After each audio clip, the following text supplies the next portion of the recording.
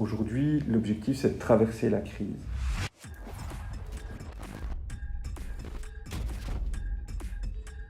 Et dans 1 an, dans 2 ans, quand je l'espère, on aura vraiment pu trouver une solution à cette crise sanitaire et que la crise économique sera derrière nous avec une optique de reprise, il est clair que les entrepreneurs qui auront pu démontrer une agilité et une capacité d'adaptation par rapport à la tempête qu'ils auront traversée, ils auront pu démontrer ça, mais ils auront pu démontrer une plus grande force par rapport aux risques potentiels.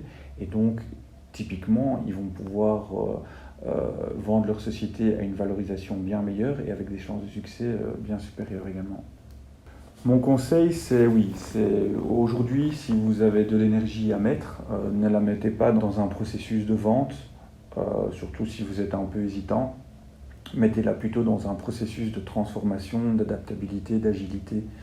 Et peut-être que demain, vous n'aurez plus envie de vendre, parce qu'en fait, vous aurez une société qui est peut-être beaucoup plus facile à gérer et qui vous convient mieux. Mais bon, les crises, elles sont créatrices de changements et d'évolutions positives.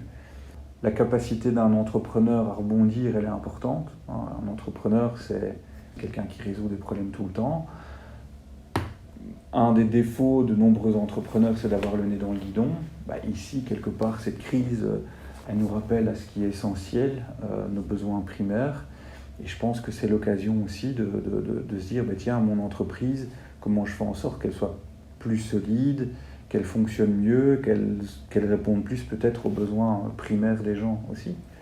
Ce qui est très structurant par rapport à la crise qu'on a vécue et qu'on vit encore aujourd'hui, c'est qu'il y a pas mal de systèmes de valeurs qui ont été bouleversés.